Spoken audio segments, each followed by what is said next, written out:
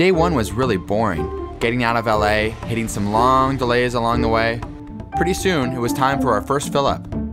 So here we are in Needles, California, and the gas has now hit $5.19. So we just decided to pull over to point out that just 20 miles outside of Needles, we're already down to $3.93. Should have filled up here, goddammit. See this container right here on the side of the road?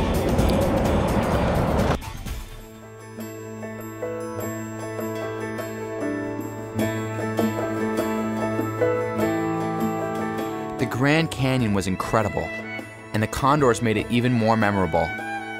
Before you knew it, it was time to continue north towards Utah. So we were driving through Arizona for miles and miles and miles. We made a mistake. We sort of need to get gas, and we're in the middle of nowhere and we're... It is on the red line. I'm really trying to stay optimistic here that they designed this car for bigger idiots than ourselves. There's Page, 13 miles. 13 miles to Page. There's a Shell! Really? Here's the Shell station. Oh, okay. We made it! Julia's gonna do a gas dance. Woohoo! Okay, it's time for the first ever gas dance. Thank God! Thank God what?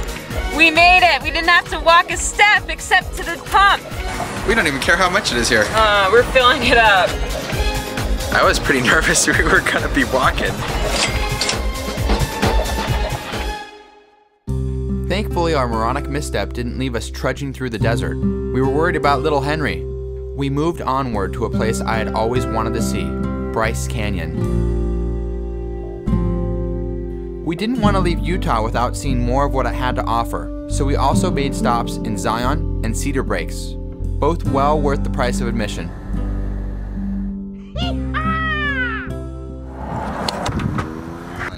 Here we are at Zion National Park where gas is $4.19 a gallon.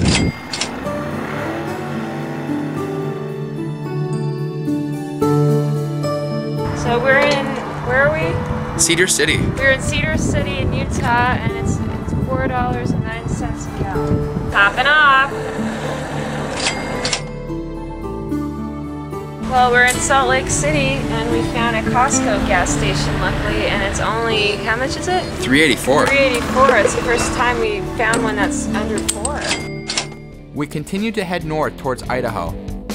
Thanks to the caffeine and sugar provided by my favorite soda, we remained pretty sharp.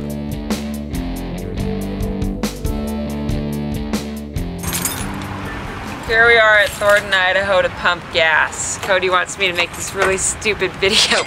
We hit many obstacles going into Yellowstone, some quite unusual. Oh my God. And so we're blocked by buffalo on the road. Henry, stop it.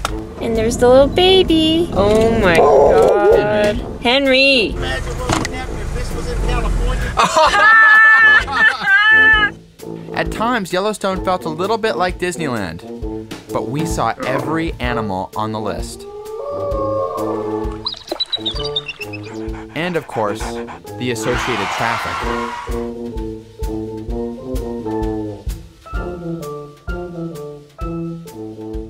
But it'd be very difficult to enjoy the beauty of the Grand Tetons in Yellowstone without that very essential ingredient. Here's what you call a boutique gas station called Loaf and Jug. And here is where you get gas for $3.95 unleaded. It was time to move on. We traveled north to Montana. We wanted to see Glacier National Park before all the ice melted away. We were true tourists up there, and Henry had a great time as well. Outside of Glacier National Park, the gas here is... We had reached the top of our journey, and it was time to circle back. Here we are, Cody, Idaho, and where gas is $3.79 a gallon. That's the cheapest it's been in a long time. Here we are in Yakima, and Cody got a speed ticket on the way. How much is the gas here, Cody? I don't know. I don't know, it's probably 4 something.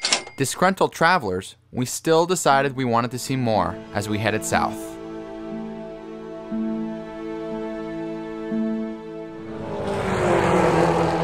Welcome to Oregon! Thank you.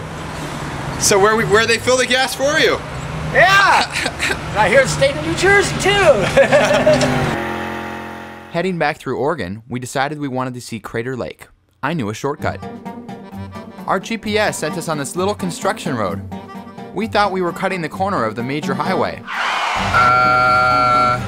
Hopefully one of these other roads leads us out. Because,